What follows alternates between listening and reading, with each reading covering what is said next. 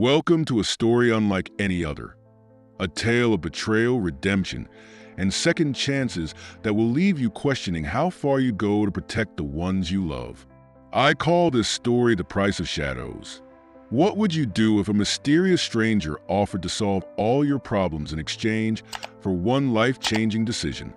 For Mark Davis, that decision led him into a world of secrets, deception, and a dangerous game of revenge.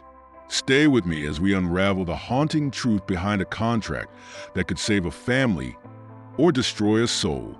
Are you ready to uncover the price of shadows? Rain poured relentlessly over the small college town in Texas. The icy droplets streaked down cafe windows, while Mark Davis trudged along the slick streets head down, heart heavy. In his final year of law school, what should have been a triumphant march toward graduation felt more like a slow descent into despair. Mark's part-time job barely scratched the surface of his mounting expenses. His late father had left a trail of debts that suffocated his family.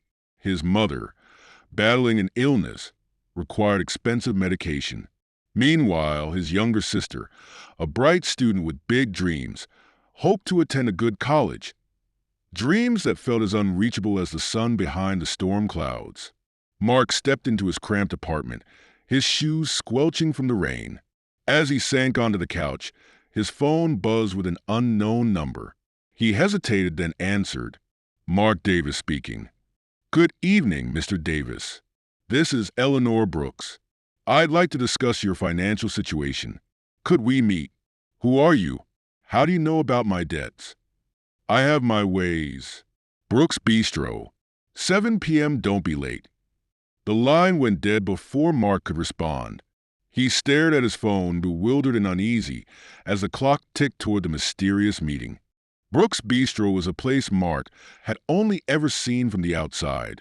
Its polished glass doors and sleek interior spoke of sophistication far beyond his usual haunts. When he entered, the warmth of the golden lighting and the rich aroma of freshly brewed coffee wrapped around him like a hesitant embrace. In the far corner sat a striking woman with silver hair, her tailored suit exuding authority and wealth. She seemed more fitting for a corporate boardroom than a cafe. Mr. Davis, she greeted with a polite nod, gesturing for him to sit. Who are you, and what do you want with me? Mark asked, cutting straight to the point.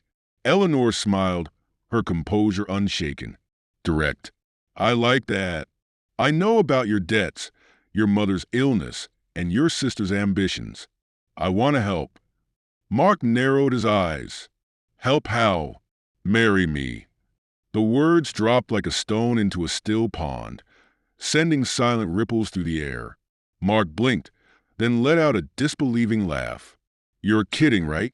No, Mr. Davis. This isn't about love. It's a business arrangement. I'll pay off your debts, secure your family's future, and in return, you'll be my husband. Nothing more, nothing less. Mark's pulse quickened. He couldn't tell if he wanted to laugh, shout, or walk out the door. Mark sat in his tiny kitchen, staring blankly at the worn table. The rain continued to drum against the windows, mirroring the storm in his mind. Eleanor's offer felt like a cruel joke. Yet the details she knew about his life weren't something a stranger could easily gather. His mother shuffled into the room, her frail frame wrapped in a threadbare robe. You look troubled, she said softly, settling into a chair across from him. Mark hesitated before spilling the story. The words tumbled out awkwardly, his voice tinged with disbelief and frustration. When he finished, his mother's tired eyes met his. It's unthinkable, she admitted. But maybe it's worth considering. Mark's brow furrowed. You're asking me to marry a stranger, a much older stranger, just to solve our problems? I'm asking you to save yourself. To save us, she said, her voice trembling. Mark leaned back, overwhelmed by the weight of her words. The image of his sister's hopeful face flashed through his mind, along with the hospital bills stacked on the counter. As the rain continued outside, he wrestled with a decision that could change everything. The clock struck 7 as Mark walked into Brooks Bistro. Eleanor was already there, sipping tea as if she had all the time in the world. She raised a perfectly arched brow when she saw him. "Mr. Davis," she said, her tone calm yet commanding. "I assume you've thought about my offer." Mark took a deep breath, pulling out the chair across from her. "I've thought about it, but I need answers." "Why me? You don't even know me." Eleanor set down her cup with a quiet clink. "Precisely. You're young, unattached, and desperate enough to consider this." "I don't need love, Mr. Davis. I need a companion, someone to share my name and estate. Think of it as a contract, nothing more." "And what's in it for you?" Mark pressed, his skepticism growing. Her expression softened for the first time. "I've spent my life alone. No children, no family. I want control over my legacy, and a husband helps solidify that. It's appearances, nothing else." Mark leaned back, his mind racing. "This is insane." "Perhaps," she said, her lips curving into a faint smile. "But insanity sometimes leads to opportunity. You have 3 days to decide." 3 days passed in a blur, each one dragging Mark further into the abyss of indecision. On the morning of the 4th day, he stood outside Brooks' bistro, clutching the wrinkled offer letter Eleanor had given him. Inside, Eleanor sat poised, her hands folded neatly on the table. Without a word, she slid a thick envelope across to Mark. "This is the contract," she said. "It outlines every term of our arrangement. I'll pay off your debts in full, provide an allowance for your family's expenses, and ensure your sister's college education is covered." Mark opened the envelope, his eyes scanning the meticulously drafted pages. The terms were clear and cold. No romance, no physical obligations, just the appearance of a marriage. "And if I refuse?" he asked, his voice tinged with defiance. Eleanor's piercing blue eyes locked onto his. "Then you walk away, and your problems remain yours alone. This is an opportunity, Mr. Davis, not a charity." Mark hesitated, the weight of his family's struggles bearing down on him. With a trembling hand, he picked up the pen and signed. The days leading up to the wedding felt surreal. Mark found himself swept into a whirlwind of fittings, legal paperwork, and carefully orchestrated photo shoots. Eleanor's team handled everything with military precision. A tailor measured him for a sleek suit, while a hairstylist fussed over his unruly curls. Every detail of the ceremony was calculated to perfection, yet Mark couldn't shake the growing pit in his stomach. On the eve of the wedding, Eleanor invited him to dinner at a private dining room. The table was set with fine china and soft classical music played in the background. "You're quiet," she observed as they ate. Mark stared at his plate. "This doesn't feel real." Eleanor dabbed at the corner of her mouth with a napkin. "It's not about feelings, Mark. It's about solving problems. Focus on that." He nodded, though her words brought little comfort. As the evening drew to a close, Mark stood by the window of his tiny apartment, staring out at the city lights. Tomorrow, everything would change, but he couldn't tell if it was for better or worse. The courthouse felt stark and impersonal, its beige walls and fluorescent lights a far cry from the grandeur Mark had imagined for a wedding, though this was no ordinary wedding. Eleanor stood at the front of the small chamber, dressed in an elegant cream suit. Her poise was unshaken, as if this were just another transaction. Mark, dressed in the tailored suit Eleanor had provided, felt the weight of the moment pressing on his chest. The ceremony was over in minutes, witnessed only by Eleanor's lawyer and a notary. When the officiant pronounced them husband and wife, Eleanor turned to Mark with a polite smile. "Welcome to your new life, Mr. Davis," she said, her words formal and distant. As they exited into the rainy afternoon, Mark glanced down at his reflection in a puddle. He barely recognized the man staring back at him. Was he a hero for saving his family or a fool for selling himself into this strange agreement? The gates to Brooks Manor creaked open as the cab rolled up the long, tree-lined driveway. The house loomed ahead, an architectural marvel with towering columns and pristine stonework. Yet, its darkened windows and stillness gave it an eerie, lifeless feel. Eleanor greeted Mark in the grand foyer, her demeanor as polished as ever. "Welcome to your new home," she said. "Dinner is at 7. A housekeeper led Mark to his room, a lavish suite with antique furnishings, a king-size bed, and floor-to-ceiling windows overlooking a manicured garden. Despite the luxury, the room felt cold, untouched by human warmth. Mark unpacked his single suitcase, the weight of his decisions settling like a stone in his chest. This was his life now. That evening, he sat at the long dining table, Eleanor seated at the opposite end. The food was extravagant, served by staff who moved silently, their expressions unreadable. "How are you settling in?" Eleanor asked, cutting into her filet mignon with precision. "It's different," Mark replied cautiously. "This place is so big, I feel like I might get lost." Eleanor smirked faintly. "You'll get used to it, or you won't. Either way, you're here."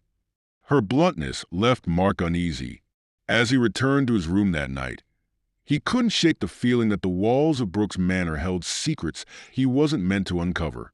The next morning, Mark wandered the halls of Brooks Manor, his footsteps echoing through the vast, empty corridors. The house was a masterpiece of old-world elegance, with marble floors, chandeliers, and walls adorned with gilded portraits of stoic ancestors. Yet, something about the place felt off. Several doors were locked, their brass handles gleaming in the dim light. When Mark asked a passing housekeeper about them, she simply lowered her gaze and muttered, "Madam Brooks prefers those areas to remain private." That night, as he lay in bed, Mark's thoughts swirled. The locked doors, the staff's evasive demeanor, and Eleanor's cryptic remarks during dinner, all of it gnawed at him.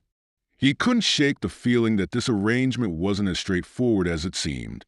A sudden creak outside his room made him sit up. He listened intently, but the silence returned as quickly as it had been disturbed. Shaking his head, he lay back down, but sleep didn't come easily. Dinner the following evening was another formal affair. Mark arrived in the dining room to find Eleanor already seated, her posture impeccable, her expression unreadable.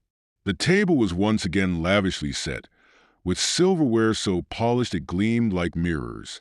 "Did you explore the house today?" Eleanor asked as Mark took his seat. "A little," he admitted. "It's overwhelming. Some doors were locked." Her knife paused mid-cut.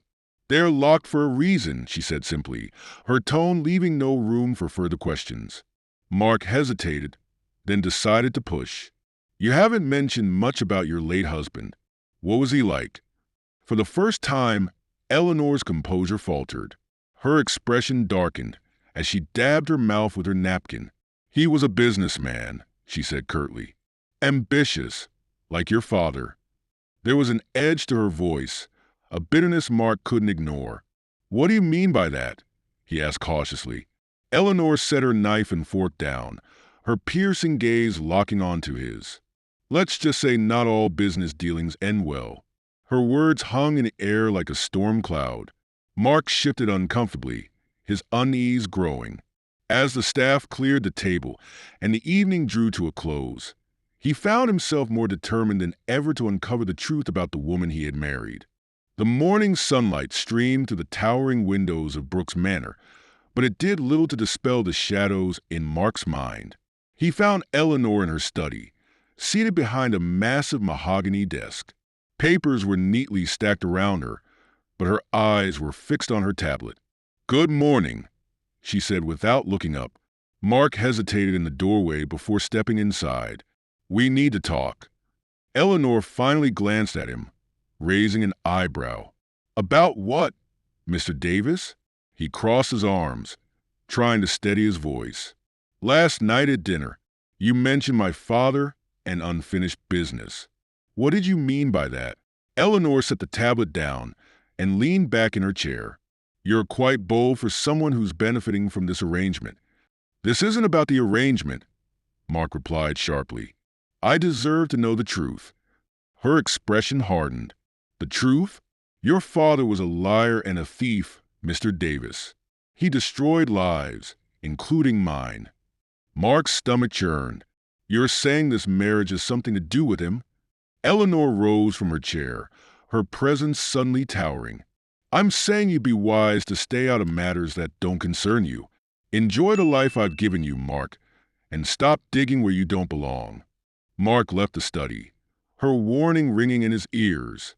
Eleanor's words only fueled Mark's determination to uncover the truth. That evening, when the house grew quiet, he began wandering its endless halls. He passed portraits of stern-faced ancestors, their gazes seeming to follow him. The air felt heavier as he approached the locked doors. His fingers grazed the cool brass of one handle, and for a moment, he considered trying to force it open. Instead, he moved on, finding himself in a grand library. Shelves stretched from floor to ceiling, filled with dusty books that seemed untouched. A large desk sat in the center, and Mark noticed papers scattered across it. He sifted through them, his breath hitching when he spotted an old letter addressed to his father. The handwriting was sharp and angry, accusing his father of fraud and betrayal. Mark's pulse quickened. Whatever Eleanor had against his family, it was personal. As he slipped the letter back into place, he heard footsteps echoing in the hall. Heart pounding, he quickly extinguished the desk lamp and retreated to the shadows. The footsteps stopped outside the library, then faded into the distance. Mark exhaled shakily, his resolve stronger than ever. He had to know the full story, no matter the cost. The next morning, Mark lingered near the dining room, waiting for the staff to clear out.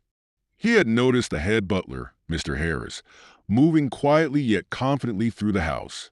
If anyone knew the secrets of Brooks Manor, it would be him. Mark intercepted Mr. Harris as he was arranging fresh flowers in the foyer. "Mr. Harris, can I have a word?"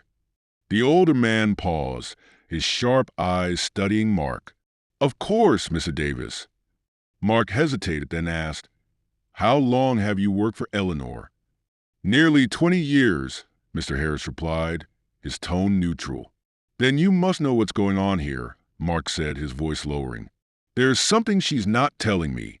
Something about my father." Mr. Harris's expression didn't waver, but his pause was telling. "Madam Brooks values her privacy. If I were you, I'd tread carefully." "That's not an answer," Mark pressed. The butler's gaze softened slightly, almost pitying. "Let me give you some advice, Mr. Davis. People don't stay in Eleanor Brooks's world unless they accept her rules. You should decide if you're willing to do the same." Mark watched as Mr. Harris walked away, his cryptic words only deepening the mystery. Mark paced his room, the letter he'd found in the library still fresh in his mind. He couldn't unravel this alone. He needed someone he trusted, someone who could think clearly about the legal implications of whatever Eleanor was hiding. He picked up his phone and called Peter, his closest friend from law school. "Mark, long time no see," Peter greeted cheerfully. "How's married life treating you?" "Complicated," Mark replied, his voice tight. "Peter, I need your advice. Hypothetically, if someone signed a contract under false pretenses, could it be voided?" Peter's tone shifted immediately. "False pretenses? What kind of contract are we talking about?" Mark hesitated. "A marriage contract." There was a pause. "Are you in trouble?" "Not yet," Mark said quickly. "But I think there's more to this marriage than I was told. I found a letter Eleanor wrote to my father. It's bad." "Okay," Peter said, his tone serious now. "Gather everything you can. Letters, contracts, anything that connects her to your dad. We'll figure this out." Mark exhaled in relief. "Thanks, man. I'll keep you updated." As he hung up, Mark felt a flicker of hope. But with every answer came more questions, and the feeling that time was running out. The next few days passed in a haze of suspicion and unease. Mark made a habit of exploring Brooks Manor when Eleanor was away. His curiosity drew him back to the locked doors, their ornate handles almost taunting him. One afternoon, as he combed through the grand library for clues, his eyes caught a glint of something metallic beneath Eleanor's desk. He knelt down, his heart pounding, and found a small ornate key. Mark glanced over his shoulder, ensuring the room was empty, before slipping the key into his pocket. It felt heavier than it should have, its intricate design whispering of secrets yet to be uncovered. He knew he should wait, plan his next move carefully, but the weight of his growing doubts pushed him forward. That night, while the house was shrouded in stillness, he crept down the hall toward one of the locked doors. Standing before it, he hesitated. The key was cold in his hand, a tangible symbol of his defiance against Eleanor's cryptic warnings. With a deep breath, he inserted the key and turned. The soft click of the lock sent a shiver down his spine. Mark pushed the door open cautiously, revealing what appeared to be a private office frozen in time. Dust coated the furniture, and faded wallpaper hinted at a bygone era. A heavy desk dominated the room, papers and photographs scattered across its surface. Stepping inside, Mark approached the desk, his eyes drawn to a stack of legal documents. His breath hitched as he scanned the pages.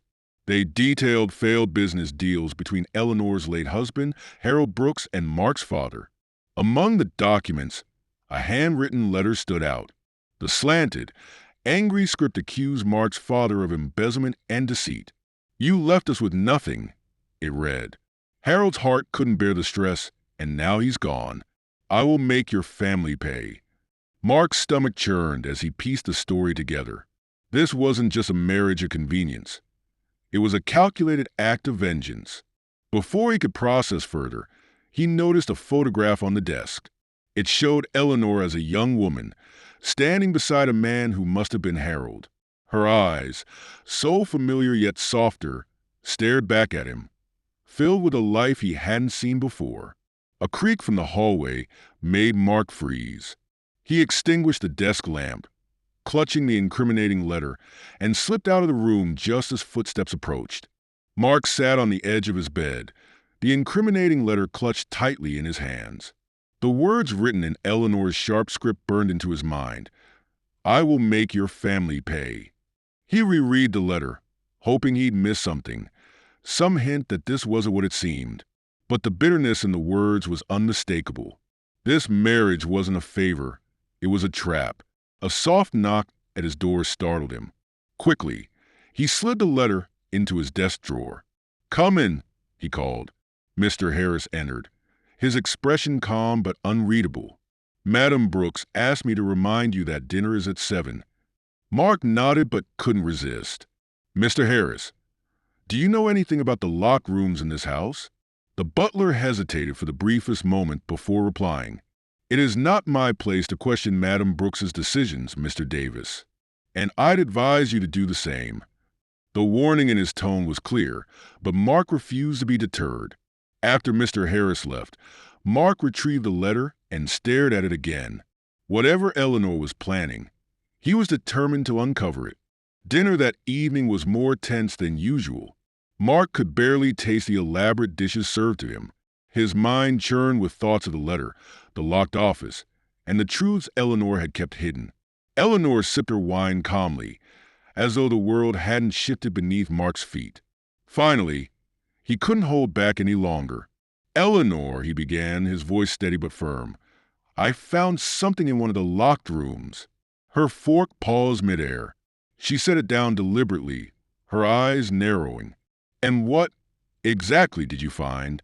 "A letter," Mark said, meeting her gaze. "A letter you wrote to my father. It said you wanted to make my family pay for what he did to you and Harold." The room fell into a charged silence. Eleanor's expression didn't waver, but something in her eyes hardened. "You've been snooping, I see." "I had to," Mark said. "You didn't tell me the truth about why you wanted this marriage." Eleanor leaned back in her chair, her composure returning like a steel shield. "You want the truth, Mr. Davis? Fine. Your father ruined my family. He destroyed Harold, and his betrayal cost me everything. I promised myself I would reclaim what was mine and ensure that your family suffered as much as mine did." Mark's stomach turned. "So that's all I am to you? A pawn in some revenge plot?" Her lips curled into a faint, humorless smile. You're not just a pawn, Mark.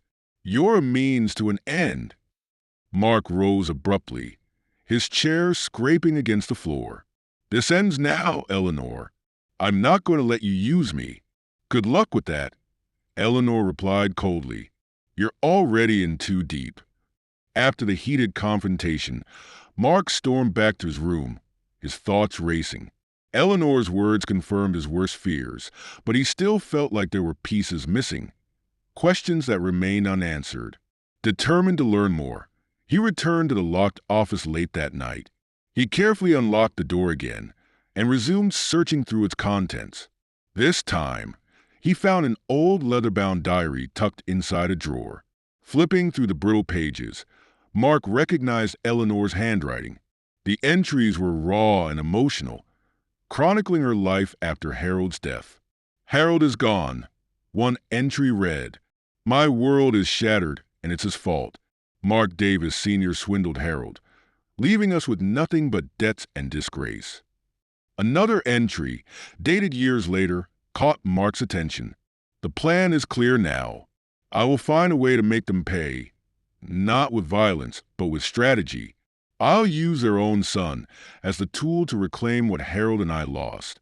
Mark's stomach churned. Eleanor had been planning this for years, crafting a web of manipulation that he had walked straight into. He took photos of the diary's most damning pages before carefully placing it back where he found it. As he left the office, he realized one thing.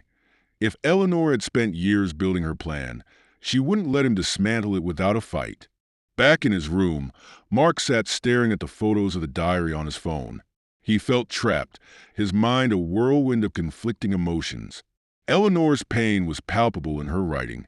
Her life had been destroyed by his father's actions, leaving her bitter and consumed by vengeance. But did that justify what she was doing now? Did her suffering give her the right to manipulate him and hurt his family? Mark's thoughts turned to his mother and sister. They depended on him, and Eleanor's money had already provided some relief. But at what cost? He considered walking away, cutting ties with Eleanor completely. Yet, doing so might leave his family vulnerable. And then there was the matter of the diary. If he exposed its contents, it could ruin Eleanor and bring her to justice. As dawn broke over Brooks Manor, Mark made a decision. He would confront Eleanor again, but this time, he would have the upper hand. She might have started this game, but he would be the one to end it. The next morning, Mark called Peter, his trusted confidant, and paced the length of his room while the phone rang.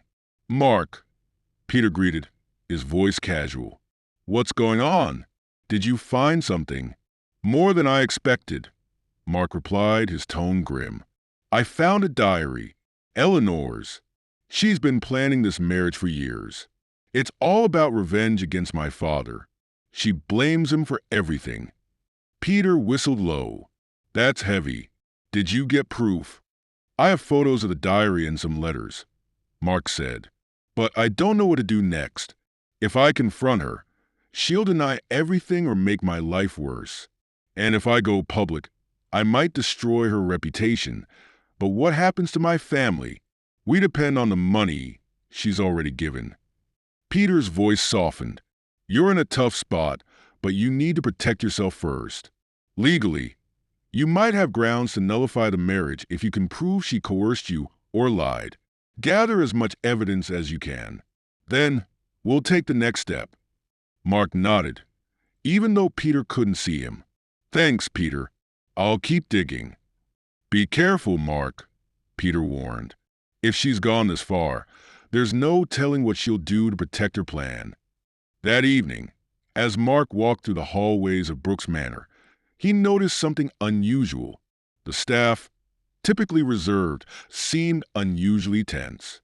Conversation stopped abruptly when he entered a room, and the house felt charged with unspoken tension. Passing the grand staircase, he overheard two housekeepers whispering near the kitchen door. Why him? One murmured. Does he even know? He'll figure it out eventually, the other replied. They always do. Mark's pulse quickened, but he didn't stop to confront them. Instead, he kept walking, his mind spinning. Later that night, while returning from a walk in the gardens, he found Eleanor standing at the top of the staircase, her silhouette sharp against the dim lighting. She watched him descend the steps with a calculating expression. "You've been busy," she said, her tone icy. Mark froze. "I'm not sure what you mean." "Don't play coy, Mr. Davis," Eleanor replied, descending a few steps closer. "If you think you can outsmart me, you're sorely mistaken. I've dealt with far more cunning opponents than you." Her words sent a chill down Mark's spine, but he refused to show fear. "I'm not doing anything wrong, Eleanor, but maybe you should ask yourself why everyone around here seems so afraid of you." Her lips curved into a cold smile. "Fear keeps people in line, Mark. Perhaps you should learn to respect it." As she disappeared into the shadows, Mark felt the weight of her warning. Whatever she suspected, he had to act quickly before she made her next move. The next morning, Mark sought out Mr. Harris, hoping the butler might provide answers. He found him arranging fresh flowers in the sunlit parlor. "I need to talk to you," Mark said, his tone urgent. Mr. Harris straightened but didn't look at him. "Yes, Mr. Davis. You've worked here for decades. You know Eleanor better than anyone. What exactly is going on?" The butler's hands paused mid-motion. "I've already advised you to tread carefully, Mr. Davis. That hasn't changed." Mark stepped closer, lowering his voice. "You're protecting her, aren't you? You know what she's doing, what she's done, and you've helped her." Mr. Harris's shoulders stiffened. "I am loyal to Madam Brooks. That is my duty." "Loyalty to what? Destroying lives? Manipulating people like me?" Mark's voice rose, but the butler's expression didn't waver. Finally, Mr. Harris turned to face him, his eyes heavy with something resembling regret. "You don't understand the choices I've had to make, Mr. Davis. But let me offer you one last piece of advice. Leave this house while you still can." Mark stared at him, anger and disbelief roiling inside him. "I'm not going anywhere," he said. "Not until I put an end to this." Without another word, Mr. Harris returned to his flowers, his silence as damning as an admission. That night, Mark ventured back to the locked office, driven by the need for answers before Eleanor tightened her grip further. He moved quickly, knowing he couldn't risk being caught again. Inside, he rummaged through drawers, shelves, and old boxes. Finally, he found what he had been searching for, a thick envelope tucked inside a hollowed-out book. The contents of the envelope made his stomach twist. It contained financial records, falsified contracts, and correspondence that detailed Eleanor's recent efforts to rebuild her empire through shady partnerships. Among the papers was a letter from one of her business associates. "Madam Brooks, the transfer is nearly complete. Once finalized, there will be no way for him to back out." Mark clenched his fists. She wasn't just after revenge against his family. She was actively orchestrating fraudulent deals to solidify her fortune. He snapped photos of everything, careful not to disturb the originals, and returned the papers to their hiding place. As he left the office, Mark felt the weight of his discovery pressing on him. This was more than just a personal vendetta. Eleanor's actions were criminal, and now he had the proof. But what would she do when she realized he was one step ahead? Mark sat in his room, the weight of the evidence he'd uncovered pressing heavily on his shoulders. The photos of Eleanor's diary, letters, and fraudulent deals glared back at him from his phone screen. Every piece painted a damning picture of her calculated revenge and criminal activities. He called Peter again. "I have everything," Mark said. "Proof of her intentions, her schemes, all of it."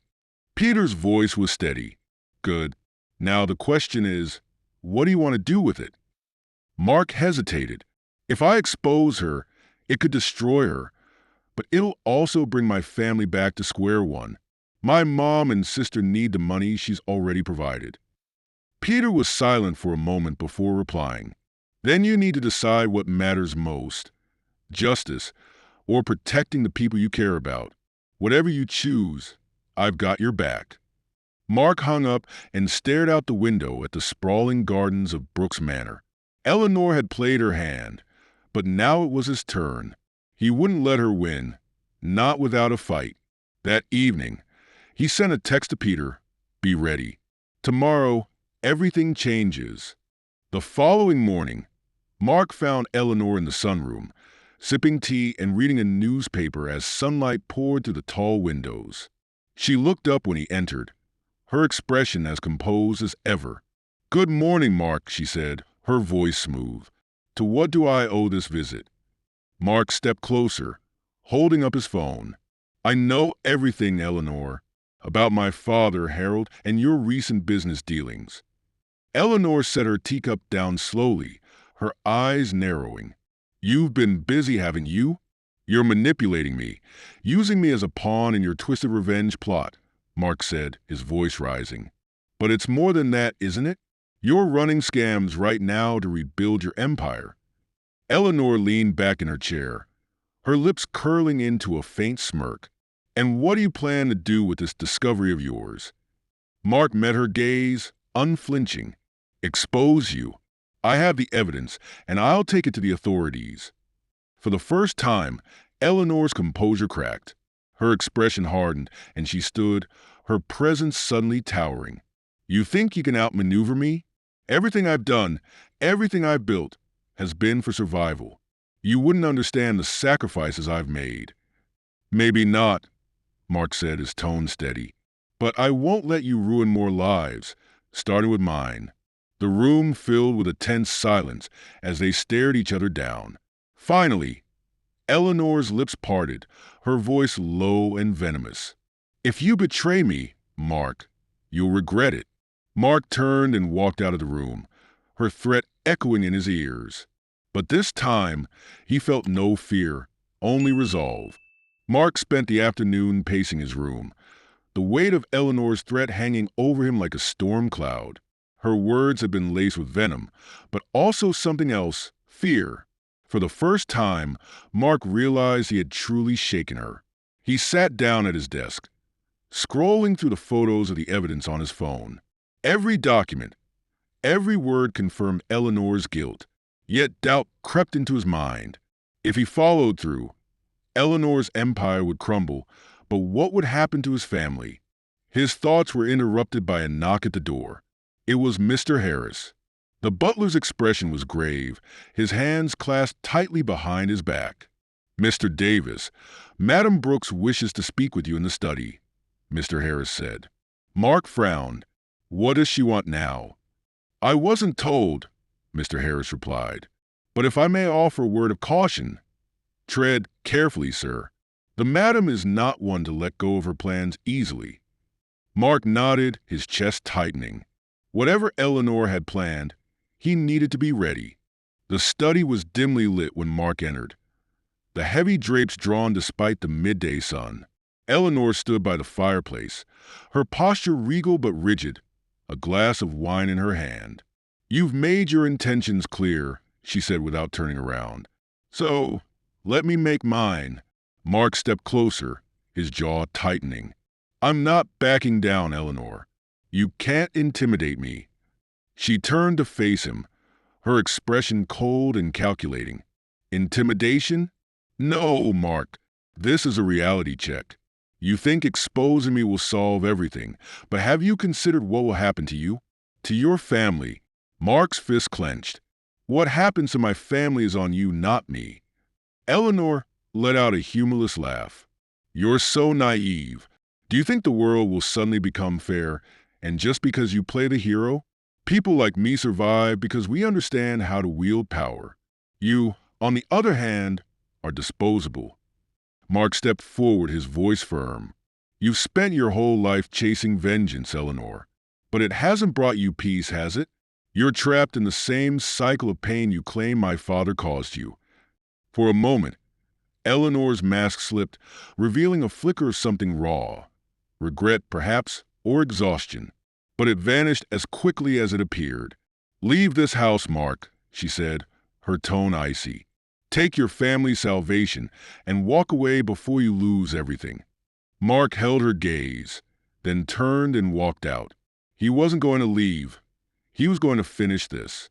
The following morning, Mark stood in the grand foyer of Brooks Manor, his phone in hand. The evidence he had gathered was ready to be shared with the authorities. He had contacted Peter one last time to confirm everything was in place. A sharp knock at the door jolted him from his thoughts. Before he could move, Mr. Harris appeared and opened it, revealing two uniformed police officers. Behind them stood Peter, holding a folder of printed evidence. Eleanor descended the staircase slowly, her icy demeanor intact despite the tension filling the air. "What is the meaning of this?" she demanded, her voice sharp. One of the officers stepped forward. "Madam Eleanor Brooks, we have a warrant for your arrest on charges of fraud, embezzlement, and conspiracy." Eleanor's eyes flicked to Mark, her expression hardening. "You called them," she said, her voice laced with disdain. Mark met her gaze evenly. "You left me no choice." The officers moved to handcuff Eleanor, but she raised a hand, stopping them. "There's no need for theatrics," she said, her tone cool. "I'll cooperate." As they escorted her out, she turned back to Mark one last time. "You may think you've won, Mark, but revenge isn't so easily undone. Be careful it doesn't consume you too." Her words lingered in the air long after she was gone. The house was eerily quiet that evening. With Eleanor gone, the once grand estate felt like a hollow shell. Mark sat in the library, staring at the empty chair Eleanor had once occupied. Peter joined him, setting a cup of coffee on the table. "You did the right thing," he said gently. Mark shook his head. "Did I? I exposed her, yes, but it doesn't feel like a victory. Her life was destroyed because of my father, and she spent years consumed by that pain. Now, I've torn down everything she rebuilt. How is that justice?" Peter leaned back, choosing his words carefully. "Justice isn't always clean, Mark. Eleanor made her choices. She hurt people, and she needed to be held accountable. But what you do next is what matters." Mark nodded slowly, his mind churning. He had stopped Eleanor, but he couldn't shake the weight of her final words. Before leaving, Peter patted him on the shoulder. "Remember, you have the chance to do better than she did. Use it." As the moonlight filtered through the tall windows, Mark resolved to make something meaningful out of the wreckage Eleanor had left behind. A week after Eleanor's arrest, Mark received a call from her attorney. The man's voice was professional but hinted at something significant. "Mr. Davis, I need you to come to the estate office immediately," he said. "There are matters of inheritance we need to discuss." Mark frowned. "Inheritance? I don't understand." "All will be explained when you arrive," the attorney replied before hanging up. Later that afternoon, Mark sat across from the attorney in the estate's dimly lit study. A folder sat on the desk between them. "Mrs. Brooks left specific instructions in the event of her arrest," the attorney began.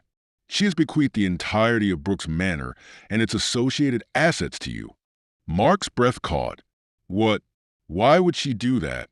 The attorney slid an envelope toward him. "She also left you this letter. Perhaps it will clarify her intentions." Mark opened the envelope with trembling hands. Inside was a letter in Eleanor's elegant handwriting. "Mark, I have lost many battles in my life, but I refuse to lose the war against my own bitterness. You've shown me something I thought I'd forgotten, the possibility of redemption. This estate was once a monument to my pain, but it can now be something greater. Use it wisely. Eleanor." Mark stared at the letter, a mixture of relief, confusion, and sorrow washing over him. Over the following weeks, Mark struggled with what to do with Brooks Manor. Its grandeur no longer felt oppressive, but instead carried the weight of responsibility. Sitting in the grand library one evening, Mark made his decision. He contacted Peter and shared his idea. The estate would be sold, and the proceeds would be used to fund a charitable cause. "It can't just be about me," Mark said. "Too much damage has been done in the name of vengeance. This place needs to stand for something better." Peter nodded, his support unwavering. "What do you have in mind?" Mark thought of Eleanor's letter and the pain she carried. "A scholarship fund For students who faced hardships, like my sister, like me. Something that gives people a real chance to rebuild their lives. Peter grinned. That's a solid plan. Let's make it happen. Selling the estate was bittersweet. But as the papers were signed, Mark felt a sense of freedom he hadn't experienced in months. The shadows of Eleanor's legacy began to fade, replaced by the promise of second chances. The launch of the Harold Brooks Scholarship Fund was a quiet but meaningful event, held in a modest university auditorium. It brought together students, educators, and community leaders. Mark stood at the podium, his nerves barely contained. Behind him, a simple banner read, "The Harold Brooks Scholarship Fund, building futures one step at a time." Clearing his throat, he addressed the crowd. This fund isn't just about money. It's about opportunity. It's about ensuring that no one has to sacrifice their dreams because of circumstances beyond their control. Harold Brooks was a man who dreamed big, and this fund honors that legacy by giving others a chance to do the same. The audience erupted in applause as Mark stepped down, his heart lighter than it had been in months. For the first time, he felt he was truly moving forward. After the ceremony, as attendees mingled, Mark noticed a young woman sitting alone with a tearful smile. She approached him hesitantly. "Mr. Davis," she began, "thank you for this. You have no idea how much it means to people like me." Her words stayed with him long after the event ended, a quiet reminder of the impact Eleanor's gift had enabled. A few days after the fund's launch, Mark visited the small cemetery where his father was buried. The gravestone was simple, etched with his father's name and the dates that marked a life of both promise and regret. Mark crouched beside the grave, his hand brushing the cool stone. "I don't know if you ever thought about what your choices did to us," he said quietly, "but I've spent a long time living in your shadow, cleaning up the mess you left behind." He paused, exhaling slowly. "But I'm done carrying your guilt. I'm choosing a different path, one where I don't let anger or revenge define me."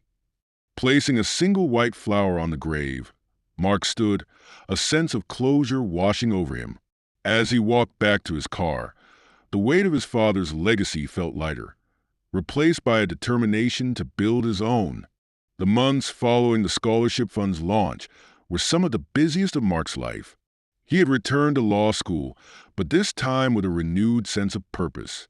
His experience with Eleanor had left him determined to help others who, like her, had been wronged but didn't know how to fight back without falling into destructive cycles. Mark took on an internship at a legal aid center, working late nights to provide free legal services to low-income families. The work was grueling, but every case reminded him why he had pursued law in the first place. One evening, as he sifted through a stack of documents, his phone buzzed with a notification. It was a message from Peter. "The first scholarship recipients are starting next week. Thought you want to know." Mark leaned back in his chair, smiling for the first time that day.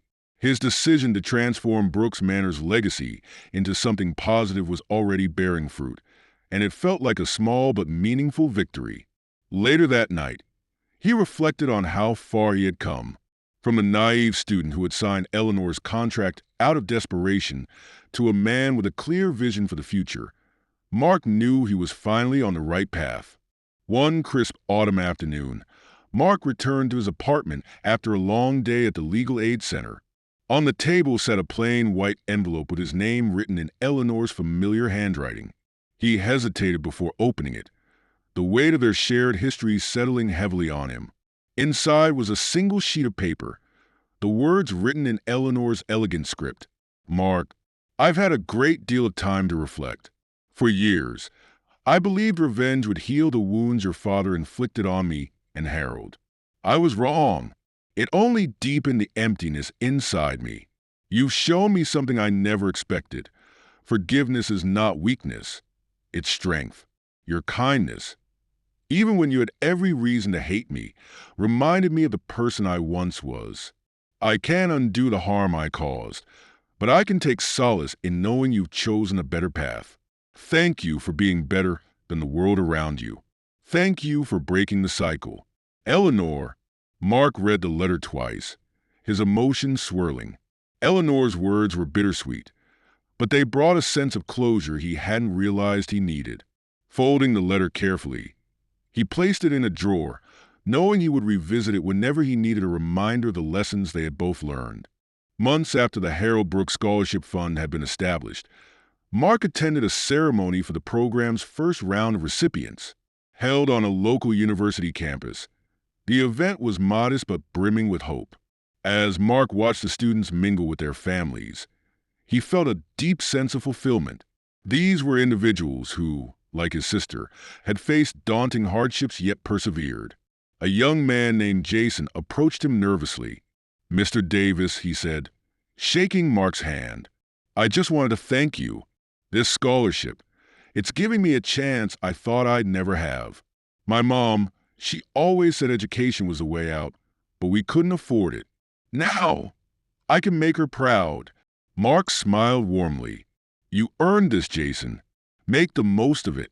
As Jason walked away, Mark glanced at the simple plaque mounted on the wall behind him, the Harold Brooks Scholarship Fund for Second Chances. It was a reminder that even amidst loss and regret, something good could emerge. That night, as he reflected on the day, Mark felt certain that he had honored Eleanor's final wish. Mark's life began to take on a steady rhythm. By day, he continued his legal work, helping families navigate the labyrinth of injustices that plagued the vulnerable. By night, he poured his energy into expanding the scholarship fund, ensuring its sustainability for years to come. One afternoon, Peter visited him at the Legal Aid Center. "You've been busy," Peter said, gesturing to the files cluttering Mark's desk. "I don't think I've seen you this driven since law school started." Mark chuckled. "It feels different now. Back then, I just wanted to graduate. Now, I want to make a difference." Peter nodded, then leaned against the desk. "So, what's next? You've built something incredible with the fund. You're helping people through your work. Do you ever think about taking a break?" Mark thought for a moment before shaking his head. "Not yet. There's too much to do. But for the first time, I'm doing it for the right reasons."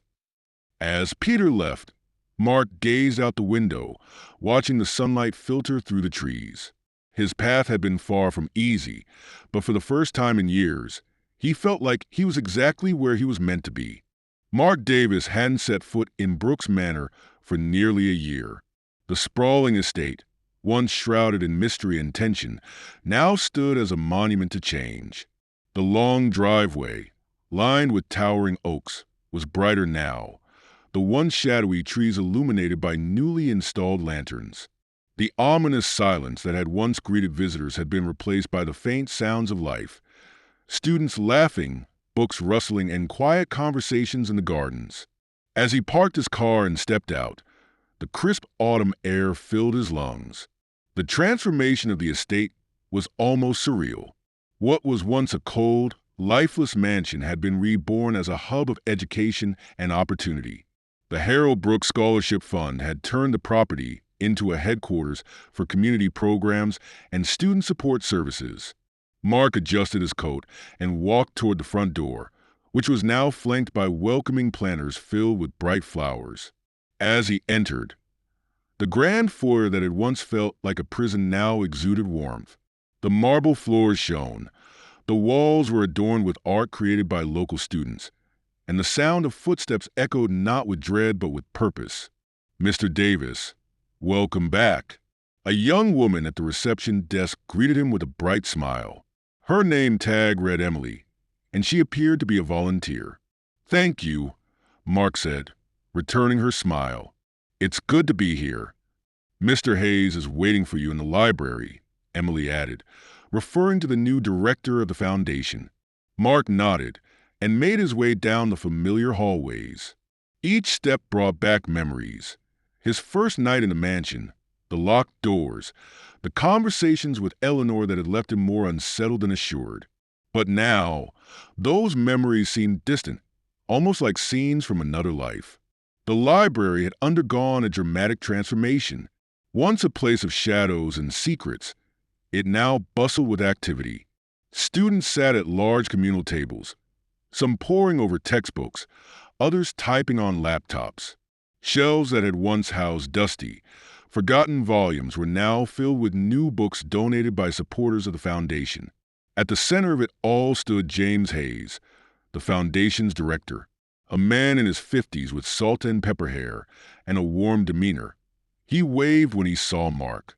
"Mark, you made it," James said, shaking his hand firmly. "Of course," Mark replied. "I wouldn't miss it." James gestured for Mark to follow him. They walked toward a section of the library that had been converted into a small gallery. As they approached, Mark's eyes were drawn to a large portrait mounted on the wall. It was a painting of Eleanor Brooks, her silver hair impeccably styled, her piercing blue eyes as sharp as ever. Beneath the portrait was a bronze plaque that read, "Eleanor Brooks, a legacy of second chances." Mark stood silently for a moment, taking it in. He couldn't help but think of their final confrontation, the anger, the betrayal, and the strange sense of respect he had come to feel for her in the aftermath.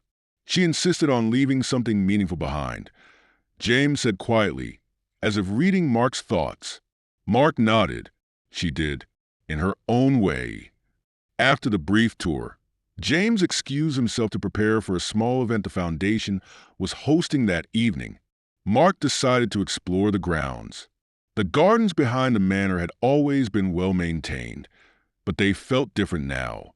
Pathways had been added, leading to small seating areas where students could study or relax. At one of the benches, Mark saw a group of young people discussing an upcoming project, their voices filled with excitement. He walked further until he reached a secluded spot near a fountain. The sound of trickling water was soothing, and for the first time in a long while, Mark allowed himself to reflect on everything that had led to this moment. The memories came rushing back. The phone call that had set everything in motion, Eleanor's calculated proposal, the locked doors and whispered secrets. He thought of the night he had uncovered her diary, the weight of her pain and bitterness pouring out from every page. And then, of course, the confrontation that had changed everything. The moment he decided to take control of his life instead of letting her manipulation define him. But as much as Eleanor had tried to use him, she had also taught him something invaluable. Through her mistakes and her pain, Mark had learned the importance of forgiveness and the strength it took to break cycles of revenge. When the event began that evening, Mark stood at the back of the room, observing quietly. Students and supporters mingled, sharing stories of how the foundation had changed lives. A young woman took the stage to speak. Her name was Sophie, and she was one of the first recipients of the Harold Brooks Scholarship. "Before this scholarship, I didn't think college was even an option for me," Sophie said, her voice trembling slightly. "But now, I'm studying engineering, something I've dreamed of since I was a kid. This program didn't just give me money, it gave me hope." The audience erupted into applause, and Mark felt a lump rise in his throat. This was what it had all been for. As the event wound down, Mark found himself back in the library, standing before Eleanor's portrait. He pulled a folded piece of paper from his pocket, the last letter she had written to him. "You've shown me something I thought I'd forgotten, the possibility of redemption." Her words echoed in his mind as he folded the letter again and tucked it away. He glanced at the plaque beneath her portrait one last time before turning to leave. The night air was cool as he stepped outside, the stars shining brightly above the now bustling estate. For the first time, the shadows of Brooks Manor no longer felt like a burden. They were simply a reminder of how far he had come. Mark walked toward his car, a faint smile on his face. There was still so much to do, but for now, he was content knowing that he had made a difference, not just for himself, but for countless others. Mark Davis hadn't set foot in Brooks Manor for nearly a year. The sprawling estate, once shrouded in mystery and tension, now stood as a monument to change. The long driveway, lined with towering oaks, was brighter now, the once shadowy trees illuminated by newly installed lanterns. The ominous silence that had once greeted visitors had been replaced by the faint sounds of life, Students laughing, books rustling, and quiet conversations in the gardens. As he parked his car and stepped out, the crisp autumn air filled his lungs. The transformation of the estate was almost surreal. What was once a cold, lifeless mansion had been reborn as a hub of education and opportunity. The Harold Brooks Scholarship Fund had turned the property into a headquarters for community programs and student support services. Mark adjusted his coat and walked toward the front door, which was now flanked by welcoming planters filled with bright flowers. As he entered, the grand foyer that had once felt like a prison now exuded warmth. The marble floors shone, the walls were adorned with art created by local students, and the sound of footsteps echoed not with dread but with purpose. "Mr. Davis, welcome back." A young woman at the reception desk greeted him with a bright smile. Her name tag read Emily, and she appeared to be a volunteer. "Thank you," Mark said, returning her smile. "It's good to be here. Mr. Hayes is waiting for you in the library," Emily added, referring to the new director of the foundation. Mark nodded and made his way down the familiar hallways. Each step brought back memories: his first night in the mansion, the locked doors, the conversations with Eleanor that had left him more unsettled than assured. But now, those memories seemed distant, almost like scenes from another life. The library had undergone a dramatic transformation. Once a place of shadows and secrets, it now bustled with activity. Students sat at large communal tables, some poring over textbooks, others typing on laptops. Shelves that had once housed dusty, forgotten volumes were now filled with new books donated by supporters of the foundation. At the center of it all stood James Hayes, the foundation's director, a man in his 50s with salt and pepper hair and a warm demeanor. He waved when he saw Mark. "Mark, you made it," James said, shaking his hand firmly. "Of course," Mark replied. "I wouldn't miss it." James gestured for Mark to follow him. They walked toward a section of the library that had been converted into a small gallery. As they approached, Mark's eyes were drawn to a large portrait mounted on the wall.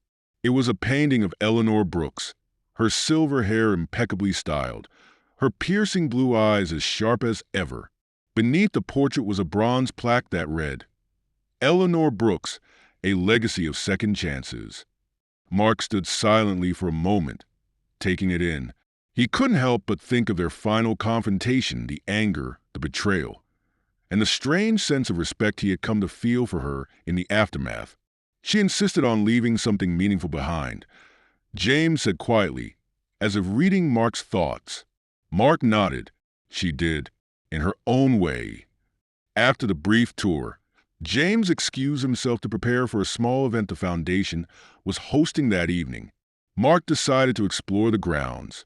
The gardens behind the manor had always been well maintained, but they felt different now. Pathways had been added, leading to small seating areas where students could study or relax. At one of the benches, Mark saw a group of young people discussing an upcoming project, their voices filled with excitement. He walked further until he reached a secluded spot near a fountain. The sound of trickling water was soothing, and for the first time in a long while, Mark allowed himself to reflect on everything that had led to this moment. The memories came rushing back. The phone call that had set everything in motion, Eleanor's calculated proposal, the locked doors and whispered secrets. He thought of the night he had uncovered her diary, the weight of her pain and bitterness pouring out from every page. And then, of course, the confrontation that had changed everything. The moment he decided to take control of his life instead of letting her manipulation define him. But as much as Eleanor had tried to use him, she had also taught him something invaluable.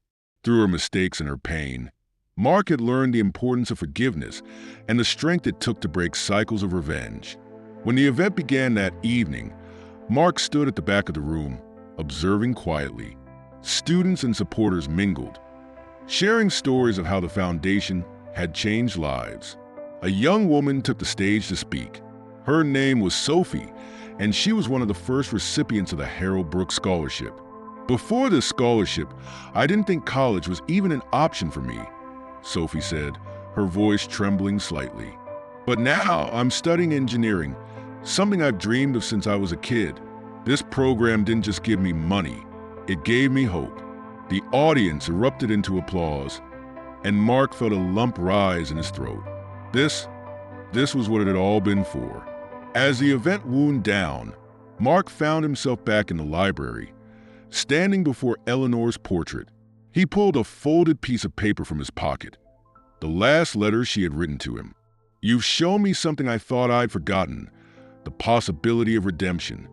Her words echoed in his mind as he folded the letter again and tucked it away. He glanced at the plaque beneath her portrait one last time before turning to leave.